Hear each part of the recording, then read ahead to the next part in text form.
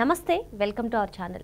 కేంద్ర మాజీ మంత్రి సుబ్రమణ్యన్ స్వామి గో మరణాలపై నేను సుప్రీంకోర్టుకు వెళ్తానన్న వ్యాఖ్యలను ఏ విధంగా చూడాలి? అసలు ఈ ఇష్యూని నేషనల్ స్థాయి వరకు తీసుకువెళ్ళే ఛాన్స్ ఉందా? అసలు టీటీడీలో ఏం జరిగింది, ఏం ప్రచారం చేస్తున్నారు, ఇటువంటి ప్రచారాలని ఏ విధంగా చూడాలి?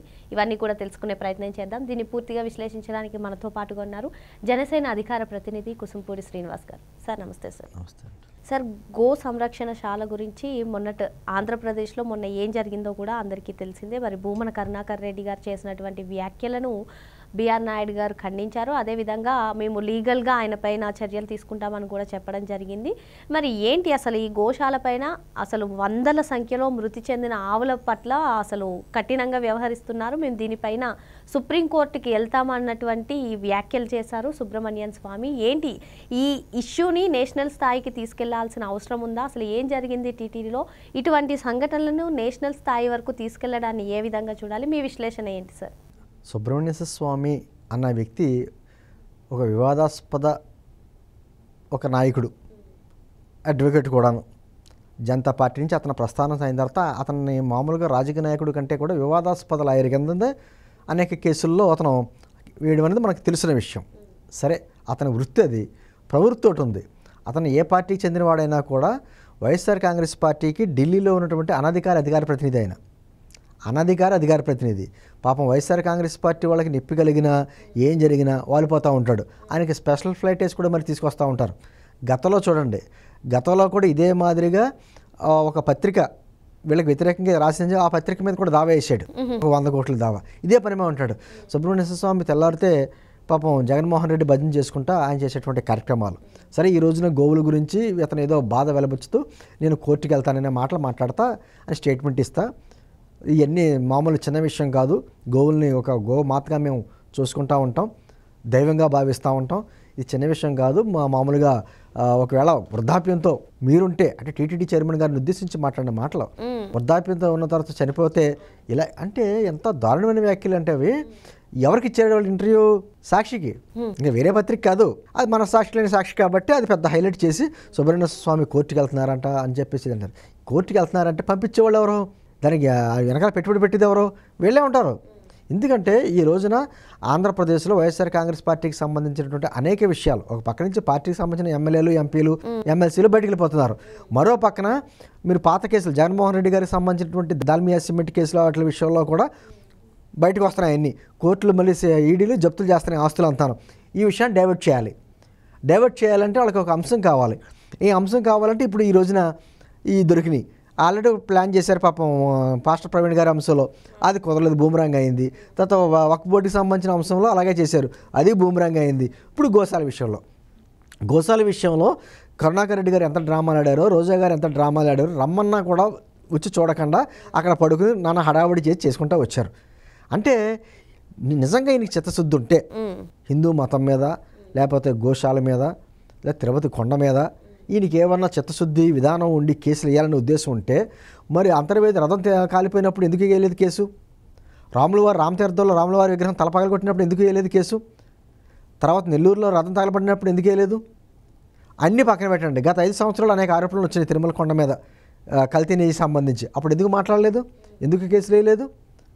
అంటే ఒక తిరుమల కొండ మీద ఉన్నటువంటి శ్రీవారిని నల్లరాయితో పోల్చిన వ్యక్తి, తిరుమల కొండ అసలు బోడిగుండులా ఉండేది నా చిన్నతనంలో, అసలు అడివే ఉండదు అనేటువంటి వ్యాఖ్యలు చేసినటువంటి కరుణాకర్ రెడ్డి మీద ఎందుకు వెళ్ళేది కేసు?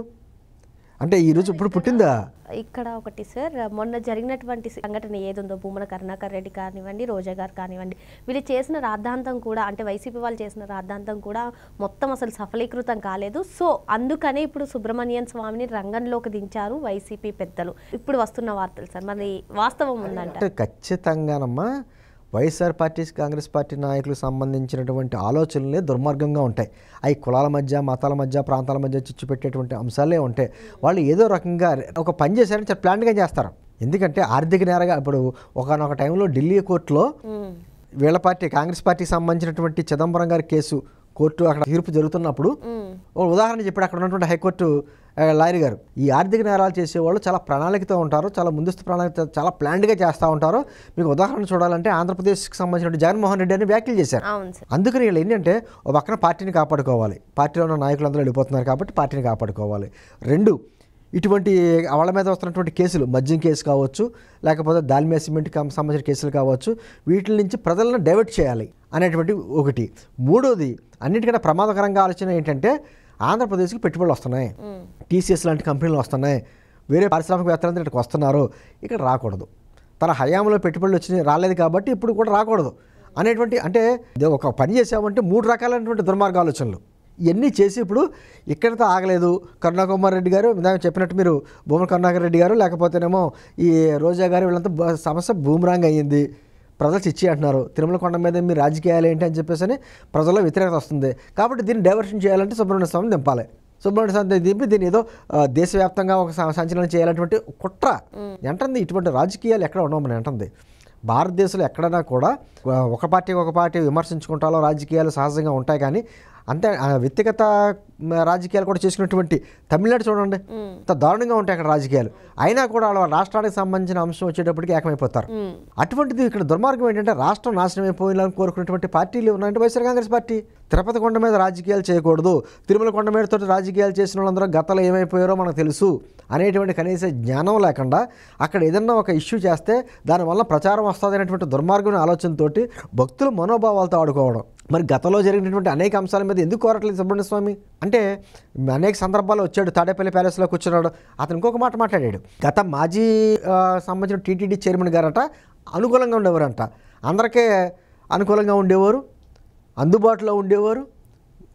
ఏం మాటలు అసలు గతంలో జరిగినాయి కదా. గతంలో 2019-2024 మధ్యన టీటీడీలో జరిగినటువంటి అక్రమాలు ఎక్కడా జరగలేదని చెప్పేసి ఓ పక్కనేమో దర్యాప్తు సంస్థలు కూడా చెప్తున్నాయే, లడ్డూ కల్తీతో సహా అన్నీ జరుగుతున్నాయే, అక్కడ సంబంధించిన టెండర్ల విషయంలో అనేక అవకతవకలు జరిగినాయి తెలుస్తుంది, గతంలో దర్శనం టికెట్లలో కూడా భారీ అవకతవకలు జరిగినాయి అని చెప్పేసి మాటలు వస్తున్నాయే, ఇవన్నీ తెలియదు ఆయనకి.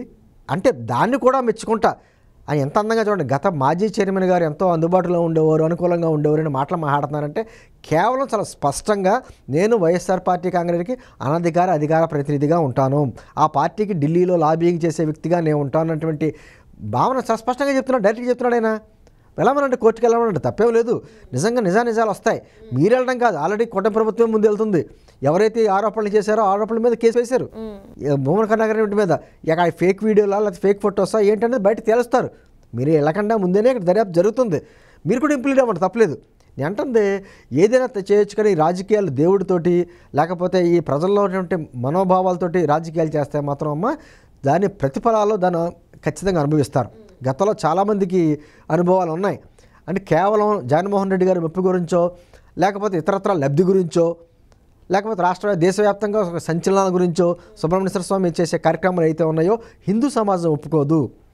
ఇప్పటికే గోమాత అంటే ఒక దేవుడి కింద ఎంతో గోమాతగా పూజించేటువంటి హిందూ సమాజం అక్కడ వాటితో రాజకీయాలు చేస్తారని సహించలేకపోతుంది.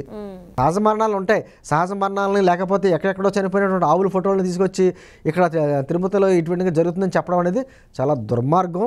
ఇటువంటి రాజకీయాలను హిందూ సమాజం ఒప్పుకోదు. ఖచ్చితంగా ఇప్పటికీ మీ పరిస్థితి ఏంటో మనకు అర్థమవుతుంది.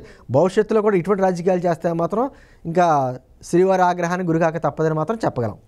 మరి మొత్తానికి రాజకీయాలకు అతీతమైన తిరుమలను రాజకీయాల కోసం ఈ విధంగా వ్యాఖ్యలు చేయడం సరికాదని చెప్పి సార్ చెప్తున్నారు. Thank you sir.